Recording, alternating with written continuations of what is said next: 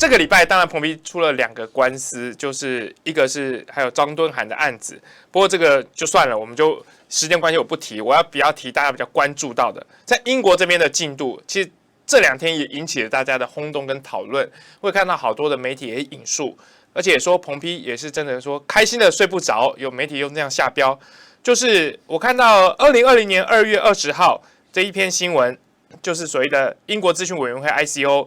正式受理蔡英文的论文们，这是2020年，现在已经要快2022年了，现在又出现了新的进度。现在为什么突然 ICO 眉头一皱，发现事情不对劲，要开始重审，或是重新来审视一下伦敦大学的证词，或是审视一下伦敦政经学院提出来的东西？怎么 ICO 会有这么大的一个转弯呢？坦白说，动机是什么我不知道。有人说 ICO 内部有一些不同的看法，有一些内斗啊。另外有人说这只是他们虚晃一招的手法，这个我不知道。我就算是虚晃一招，我觉得也不错。越晃得越久呢，这件事情的能见度就越高啊，可被公众知悉跟讨论的空间就越大。所以是晃也好，是真实要调查也好，我都没意见。这个案子ICO 就是英国的独立委员办公室，或者有人叫独立委员专员办公室什么，它叫做Information Commissioner Office， 它是由英国的几个部会出钱，但是它是属于一个独立的系统，直接跟英国女王报告，所以他们不需要避免他们受政治的干扰。他们是由英国的媒体部、文化部、运动部共同出钱。拿出一笔钱，然后成立的英国资讯委员办公室。好，这个 Michael Richardson 呢，因为跟英国伦敦大学要资料，英国伦敦大学不给，所以 Michael Richardson 就告到了英国资讯委员会。因为英国资讯委员会的目的呢，它要遵守这个所谓的 Freedom of Information Act（FOIA）， 就是自由信息法。当公众有要求的时候，属于应当揭露的公众资讯，必须完整揭露，这是自由信息法的一个很重要的精神。那么当然，当你要求揭露信息的时候，一定会冲撞到个人隐私或者国家机密啊，所以这个英国的资讯办公室就在做这种折冲跟平衡。结果我们跟英国资讯委员会办公室控诉英国伦敦大学遮掩不提供资料的同时，这个我们在海外的这个美国人阿多这个 Michael Richardson 这位独立的撰稿记者，他锲而不舍的至少写了20张以上的状子，就是来来回回至少写了20份，每一份至少大概10页10几页。因为他曾经在律师事务所待过一段很长的时间，然后他又是一个文笔很好的这个美国的 native speaker，就是他自己的母语，所以他就一个人。好，当然周边有很多，包括我在内，我们有很多人互相会讨论、会联系、会开会。他就一个人打官司，就一路打下来，打了也快1年半。他呢，有些收获，他的状况就跟我们一样，有些收获，也有些碰壁，拿到了很多很珍贵的资料，包括了 ICO 叫劝退 Michael Richardson 说：“哎呀，你不要再查了，查下去会造成蔡英文的痛苦与伤害。”那句话就是 ICO 说的，叫做 damage and distress， 但没有说明为什么查一个人的论文口试委员的姓名会造成 damage and distress， 没说。这个英国资讯委员会呢很有趣他跟台湾的官场很像，说话都说一半，那说的模模糊糊，让两边的人都有这个解释的空间。结果 Michael Richardson 被耍了1年半之后，还是不给关键资料。他就一状告上了行政法院。这个行政法院呢，一开始看起来也算是蛮开明的，就说：“那你们把你们的这个理由书状写上来。”就双方经过了很多的笔战之后，英国的这个行政法院来来回回，竟然在1个礼拜前判 Michael Richardson 一审败诉。败诉的理由不是证明了蔡英文有博士学位，而是说，跟这个台湾的行政法院一样，说这种事情最好你们私下协调，然后要哪些东西就不要来我这里，我这里呢不负责去处理内容是否真实。我这里呢也不想要为这种小事情啊，或者是原本就应该公开的东西做任何的裁决。所以他意思就是说，你英国伦敦大学该公布就公布，你真的有隐私上的问题呢，那你就跟当事人说清楚。那当事人呢，你好好去跟英国伦敦大学要资料，他们也不会不给。所以你别来我这找啊，我在这里判你败诉。那这案子回到你们自己去谈。所以这个英国的资讯委员会跟Michael Richardson 的这一场官司呢，就定因在英国资讯委员会这样处理并无不当。英国资讯委员会怎么处理呢？就是不告诉你。好，最后结论就是隐私权大过公共知晓权。那这个判决当然很荒唐啊，当然会继续往下走，所以 Michael Richardson 就上诉到了二审。在上诉二审的时候，突然接到了英国的资讯委员办公室写了一封信来。这封信有几个目的，第一个目的就是这个专员写信给 Michael Richardson 说，你的案子哦，现在我们内部有一些调查的意见，最后这案子归到我来审理。我先跟你自我介绍一下，我是某某某，我的 email 是这个，好，有什么事情可以跟我联络。好，第二个啊，他要说的是说，你的这一些诉求我们看了，确实是有一些讨论的空间，在隐私权、公共知的权利当中，确实没有达到平衡啊。至于平衡的论述也没有讲得很清楚，所以我继续审视了你们的案件。第三个呢，你应该知道说，我们这个资讯办公室作为这个资讯办公室的身份角色，我们并没有要去认证什么讯息是真的，什么讯息是假的。我们的责任在于看一看这个公共，它叫做 public authority， 这个公共单位啊，或者是行政部门有没有充分的搜寻这个就是民众所需要的资料，而民众所需要的东西，这是我们的责任啊，也是我们的任务，其他东西不关我们的事。所以先跟你阐明了这一点。然后第四点，他跟 Michael Richardson 说，我们很希望双方能够透过妥协、协调 compromise 的方式达成共识，而不要用诉讼或者其他的手段来做取得的一个方法。他觉得这个是没有效率的啊。那第五个，最后一个也最重要的是说，我们呢会针对 Michael Richardson 你所说的这件东西重启调查。我发现你所说的东西呢，有些听起来也确实，英国伦敦大学似乎没有理由遮掩啊。所以在英国资讯委员会的角色来看，我们会尽量的使英国伦敦大学能够提供更多能够满足你的资讯。简单讲，它就是这5点内容。这5点内容大家听起来可能觉得有点踢皮球，但对我们来讲是大旱之望云霓呀。久旱逢甘霖。其实很久很久以来，英国伦敦政经学院也好，伦敦大学也好，资讯委员会也好，从来都没有正正经经的回答过我们真正的问题。所以这是另外一个开始。那至于他是虚晃一招呢，为了安抚我们，因为他知道我们后面还有2、3个案子在等，后面还有我知道就有2个案子，有一个不知道是谁的，还悬在那边。那这些案子当中呢，有一些我会参与啊，那我会飞到英国去参与某一些重要的案子，所以这几个案子都在进行当中。那我也不知道资讯委员会到底是因为晓得说我快要去英国找他了，所以赶快把事情办一办呢，还是怕我在白宫草皮着凉了，这我不知道。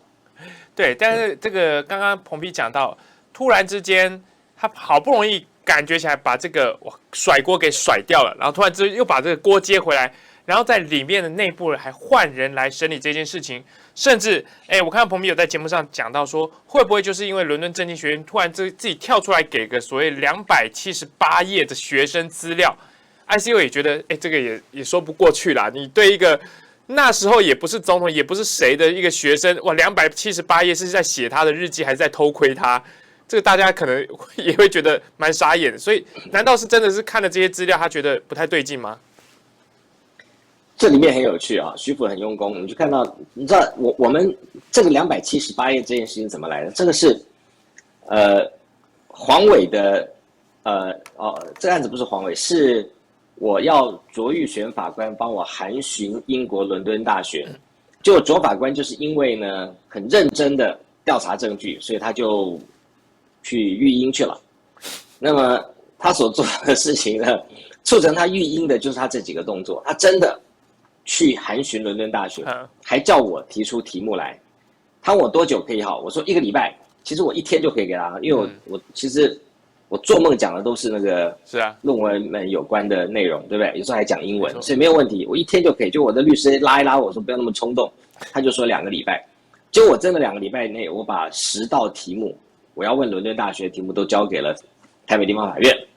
可是一耽搁就是半年，这中间来来回回啊，就开始有外交部介入啦，什么司法互助啦，什么奇奇怪怪的事情都来了。好，最后由外交部出面去跟英国伦敦政经学院函询。莫名其妙，我问的是伦敦大学，结果你伦敦大学不回应，你外交部竟然没事就拿伦敦政经学院的回函来搪塞我们，这就算了。我知道同学们如果常常在我们节目当中，徐普的这个论文的开场，你会知道。在2008年以前，英国伦敦政经学院不是一个独立的学院，它是隶属于伦敦大学下的一个次级的单位，就好像是政大新闻系或政大传播学院啊。那对，那你的徐辅的这个学士学位，你到底有没有毕业？你的毕业证书绝对不会就传播学院发的，一定是政治大学发的。所以答案很简单。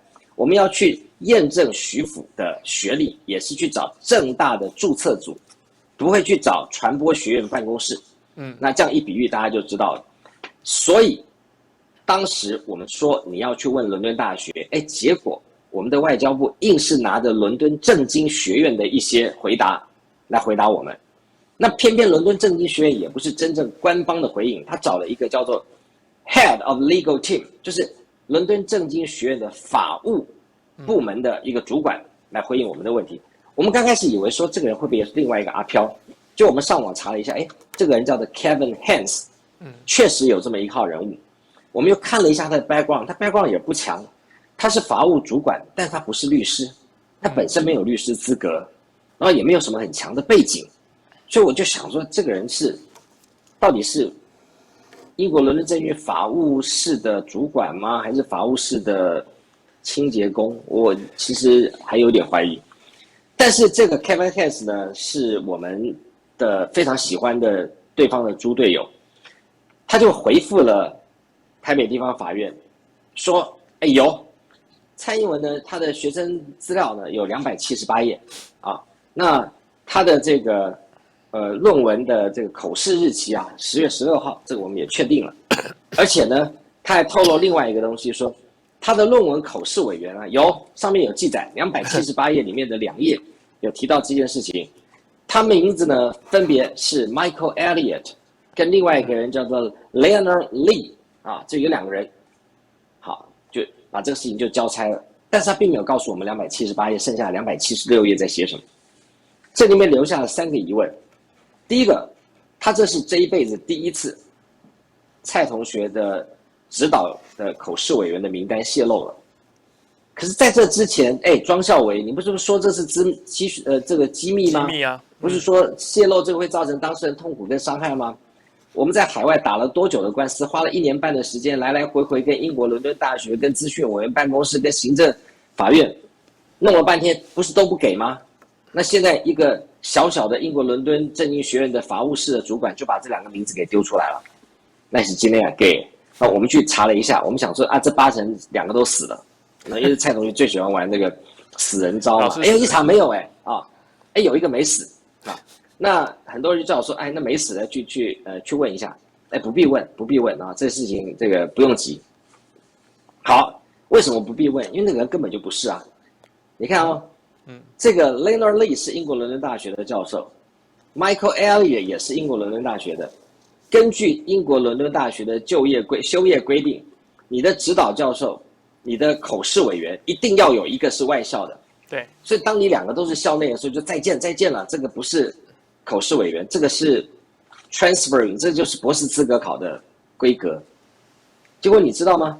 透露了这2个口试委员之后，连元龙啊，就是蔡同学的辩护律师，偷偷的在诉状中递出了一道这个证据，据当事人指称啊，这当事人就蔡英文，对，据当事人回忆，他的口试委员可能有第三位，可能，对，可能有第三位，那补上了另外一位，还在找啦，目前为止还在找是不是？对，还在找适合的人选，还在找。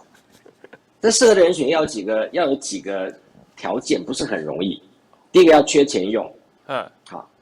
第二个就是说要患帕金森氏症，帕金森还有那个对，还有老人痴呆，啊，那第四个可能还有一些这个言语的障碍，这样才不会站出来揭露蔡同学的这个掀他的底，说没有，不是我，没有办法对证就对了，对，所以呢，这些笑话将来都会成为我们的这个论文们的。拍电影的很多蛮好玩的情节啊。好，那回到刚才那个，另外有一个大哉问啊，也请这个论文们开箱的同学们替我们想一想，在什么情况下你的学生记录表会有278页？绝对是风云人物，风云到一个不行吧？大概。对哦，而且那不是他论文哦，我先讲明哦，那是学生资料哦，278页。可能运动会大概跑步比赛第1名啦，然后考试第1名，然后还有帮学校的可能做校内服务、资源回收等等，很多的奖状。或许我们蔡总统或许啦，会不会在伦敦政经学院表现真的就这么优异？278，3页，278页要怎样弄？我到现在为止觉得这是笑话，真的是天大的笑话。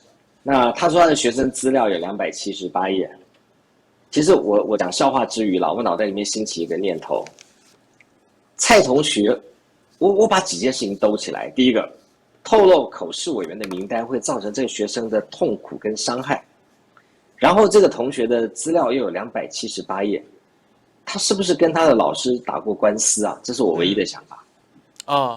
他是不是有一些来来回回的什么事件？造成了一些听证的资料，然后这些资料通通放在学生资料里面，如果揭露了，会造成他的痛苦跟伤害。278页，差不多可以比《资治通鉴》了，这个要怎么办呢？就是一定是发生一件可能或是几件什么样的大事情，那需要用很长的页数去详述来龙去脉，你才有可能凑到这么多的页数嘛。就比如说我们刚才随便乱开玩笑，你得奖就是得奖，你也不会写了这么多东西，这真的非常奇怪。不过你要讲到这个资料的部分，最近有一份资料，我想请彭碧看一下，就是所谓的2021年国家形象排名，第1名是德国，第2名是加拿大，第3名是日本，然后往下找了15名都没看到台湾，然后再往下来。我看到了南韩，看到了新加坡，在31名看到了对岸中国，然后看到33名才是台湾。这个我相信因为这个叫做什么国家形象排名，我觉得在台湾一定有一些人就是看到这个排名很不服气，怎么可能？就是我们33名就算了，居然输给对岸，虽然31名。然后我就看了这个排名的有6项指标，出口啊。文化及其遗产，然后人民、投资与移民，还有旅游，另外还有一个是治理。那治理呢，这个就是说大众对这个国家政府的能力还有公平的看法。我要彭斌，你觉得我们33名比去年退步1名，然后还输给中国大陆，你觉得这个排名服气吗？还是说台湾应该是 No.1 的啊？我觉得最不可思议是输给中国大陆的这件事情啊，我也不知道该怎么解释。所以，唯一的解释就是说，这一家排行的机构还没买到，我们的这个政府钱还没有到，大概是这样的。搞不好明年就第3名啊，后年第1名。所以这是我唯一能做的解释。其实我这样听起来，台湾其实在刚才讲这几个指标。我们还真的没有办法跟别人比。这个国家有在治理嘛？对不对？这个国家有在治理嘛？好，谈什么文化遗产，还有什么旅游观光移民、投资移民啊等等。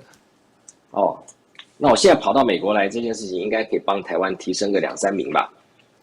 看明年会不会好一点？不是，这移民是吸引人家来住啊，那你这样出去又要减分，是不是你害我们台湾这个落后了？你看，你一定是跟那个刘成武是吗？没有了，因为退休出来，很多人在讲说，我们不是很多时间都在大外宣说，哦，我们怎么跟送口罩出去啊，然后什么疫苗怎么样又怎么样的友好啊，然后什么常常会有什么其他国家的议员啊，欧盟的议员来访，那怎么会感觉起来整个形象的排名会有这样子往后的落差？大家会觉得说，还是过去所谓的大外宣其实都是大内宣啊。事实上是如此啊，那些东西都骗人的啊。你知道，侠新闻最近有人投稿，我看到一篇文章，因为是在纽西兰的在纽西兰、澳洲的一些朋友们，他们亲眼台湾在纽澳在他们亲眼看到当中是怎么样怎么样去做这个宣传，怎么样收买相关的媒体，所以他们的感受是很深的。尤其是在海外的人，你会看这个局势看得比较清楚。在台湾可能常被骗。其实蔡英文在他执政的这5年多当中，我觉得他成功做了一件事情，挽救了他自己，已经是你知道雪崩式的这个信心程度，就是他体会到一件事情，不管这世界长得什么样子，我只要改变人们对于这世界长得什么样子的认知。英文叫 perception， 我只要改变 perception， 我就改变了真实。所以他花了很多很多的力气在做所谓的内宣跟外宣，所以他需要1450大肆的去帮他做相关的这些操作的这些相关的细节，因为他很清楚，要改变事实，只要改变一般人对事实的认知。就等于改变了事实。过了这个米港，他过去几年砸重金、花很大的力气所做的事情，不是怎么样把台湾带向更好的未来，而是怎么样来让你感觉到你的脑袋里面飘飘然，觉得台湾真的很好。这个东西就很像吸什么安非他命。那你呢？没有改善你现在的现况，可是会让你突然觉得自己什么都很好，突然这样吞云吐雾之间呢，觉得你这个人飘在空中。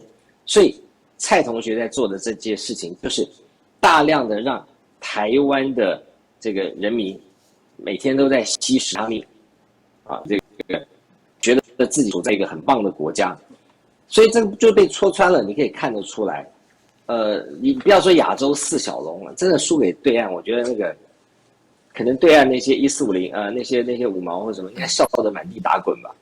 台湾笑人家笑了几10年呢。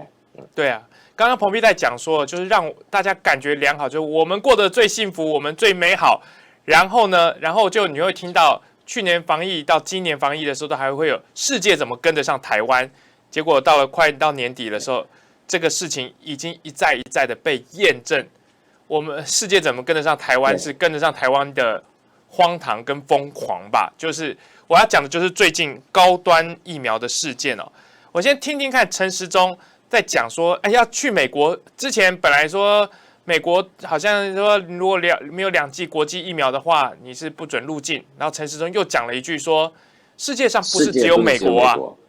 然后现在呢？现在怎么办？现在全世界只剩下除了台湾以及其他的2到4个国家而已了。所以突然世界变得很宽阔啊，因为大概只有4、5个国家。如果在陈时中的地理认知的话，但是去美国这件事情哦。高端总是有77万人打了嘛，现在要去美国的话，必须要再加打。在这1周多的时间以来，已经掀起了疯狂的讨论。然后呢，陈时中终于怎么回应这样的政策，要不要负责？我们来听一下他在立法院的说法。自己把越多不良的效果也可能跑出来哦，你要不要切结书写下来？有事情你负责。这没有所谓科学证据啊，这没有所谓切结的问题哈。委员可能对我们公共卫生的政策要去了解。我当然了解国家的公共卫生设施，读了很多书才了解的哦，请教的专家。这是一个但我这边整体现在也的。听不到声音。哦，我就问你个案，那你敢不敢切结说，如个果案有个案的保护没有个的案方式，，你敢不敢切结？我就问你，你要不要切结说，反正高端打2剂了，再补2剂出国出问题，我陈时中负责，干嘞不？我没有办法负责我。念到声音吗？办法负责，我没有办法负责。没有办法负责，家打谁？我们有法律，你不国家有法律负责家有什么，它有要害救济。请问你好一样是，要害救济。在国家里面要谈，大家要谈一个制度。今天如果打了2。好，这个高端这个事件真的是很荒谬的，因为一个没有做到3期的疫苗去打了，然后呢，现在要人民去这个疫苗还没有做混打的实验，就要混打别的疫苗，然后还是混打第3剂，然后再混打到第4剂，世界真的跟不上台湾，因为大概超前了，初估一算大概5、6步吧，然后最后两手一摊说我没有办法负责，那意思是说，那你们像你们这些打高端仔啊，你要去美国是你们自己要去的。我现在就是说你在台湾好好的打高端就没事。我不知道彭明怎么看，现在陈时中似乎压力太大了吗？还是怎么样？也不演了，就是说我没有办法负责啊。然后甚至也有说啊，高端混打没有科学的效力，没有科学的证据。但是他是说，但是你要去美国，你就是这样做，那是美国很怪。你怎么看现在陈时中？现在是怪美国吗？这件事情分几个层次来看哈。第一个，当时帮高端背书的人包括了陈建仁，不见了。你们要不要出来讲几句话？你们告诉大家几个问题，我强烈的问题：这个高端疫苗打下去之后，它到底有没有用？我们先不要讲说到底出不出得了国，第一个它到底有没有用，这第一个。第二个，它为什么有用出不了国？请说明，难道是台湾被不当的歧视吗？如果台湾遭受歧视，你为什么不抗议？好，那第三个，现在全世界都不有高端2剂疫苗，只有那什么2、3个小国家。我严重怀疑那2个小国家是我们花钱去啊。那第三个问题就是我刚刚延续到的，2剂打了出不了国的人，政府要如何负责？政府一定会回答说，那我们就打第3到第4剂。好，那我要再问第二个问题是，第5个问题是，第1剂、第2剂跟第3剂、第4剂之间有没有所谓的 interaction effect？ 就这些中间之间有没有一些交互作用？就是一般小老百姓讲的能不能混打？答案是不知道，没有人会知道，因为全世界没有人知道高端是什么，所以不会有人去做高端跟其他疫苗之间混打之后会有什么样的效果跟后遗症。更何况，假设就会有一些负面的这个副作用，有的时候副作用是 long-term effects， 就是它是一个中长期的效果，不会有人知道。等到有一天呢，这些混打的人突然有一天暴毙了，那可能最后的死因就会是某人心肌梗塞，某人这个过敏，某人什么。所以这是非常不负责任的态度，这是打进身体的东西，这不是开玩笑的，那不是那种什么政策如何啊，改弦易辙之后造成的伤害毕竟有限之类的。所以碰到这样的情形，我们的政府还能够嬉皮赖脸？那当时为这件事情背书的人，今天要不要站出来讲几句话？有一串人，我记得还有那时候什么野百合世代，什么站出来什么打高端，你们做了这样的不良示范，你们要不要讲几句话？台大医院不是有个李秉颖吗？当时不是为这些东西大肆促销吗？你们要不要站出来讲几句话？还有那个房客王八千，你们做的这件事情，还有那个林静怡林医师最近在忙选举，你们这些人对台湾造影响，你们真的不用负责吗？这个问题大家要好好的想一想啊！如果今天每一个人把政府的事情都像论这样子一路追下去，我相信他们不敢。我们新闻一阵子过了之后就算了，所以高端打了到底有没有用？可能过了3个月后就不会有人再讨论了，所以他们才敢继续的这个为非作歹，然后在下面一个公共政治上面再继续说谎。所以我说，今天台湾一定要有究责的这一个系统，一定要有追究责任这样的一件事情。那这件事情如果国民党不做，那就人民来做吧。对，刚才彭斌在讲说，这个事情感觉起来就是反正稀里糊涂，然后人民不在乎就算了，好像在赌啦，赌过了就算。可是他赌的是什么？赌的是人民的命。因为今天最新的一个新闻，有一个叫做我觉得蛮可怜的一个弟弟，地狱倒霉鬼，他是才16岁的男生哦，他被说要去接种 BNT 的时候，结果我不晓得是因为最近高端真的太多了摆在那里，他居然第1剂的 BNT 被打了高端。然后当然说哦，这个是诊所的问题啊。然后但是也推说这个弟弟啊，因为他长得块头比较大，比较像成人，所以看起来像成人，就打了高端。其实我不太懂这个是什么意思哎，就是说你打错了跟他成人有什么关系？但有几个问题哦。高端疫苗现在只限20岁以上的成人打，他才16岁，打高端疫苗有没有问题？指挥中心只说哦，我了解那个案没有副作用啊，他才刚打哎，然后他就说。没关系啊，未来第2剂的时候就可以打 BNT 了，就是第1剂高端，第2剂 BNT， 这个又是一个白白送上去的人体实验。然后第3个层次是，问题是现在青少年要等第2剂的 BNT 还没有开放，还没等到，所以他一来，要么就是高端有效，他就没事；要不然是高端根本无效。他就是可能会遭受到新冠病毒的侵袭。可是高端有效的时候，对他来讲说会不会他才16岁，要20岁以上才能施打？但是现在指挥中心双手一摊就说没关系啊，现在看起来是没有副作用。我觉得现在好像就是真的要这样混过去。反正现在整个指挥中心，我不知道现在指挥中心还有没有在每天做这个武汉肺炎的记者会。我很怀疑他们还有脸。在台湾社会再这样继续撑下去，因为他们前面做的每一件事情，经过了时间都证明了完全经不起考验，不断的被打脸嘛。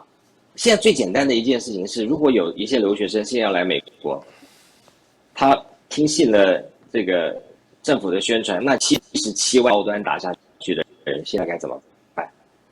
你打第3剂跟第4剂，有任何证据证明这2种疫苗可以这样打吗？完全没有。如果可以这样打，是没事的。那我们不禁要问，这2种疫苗，至少高端到底是真的还是假的？对，只有一种可能性嘛，对不对？就是这个是一个生理食盐水，跟这个病毒的这个消灭病毒或者是这个启动防御机制的机转是完全不一样的。对，才会有这种所谓的你随便混打都无所谓。不然的话。那我们干嘛流感1年只能打1剂？那我干脆多打几剂嘛，每个月打1剂不是更好吗？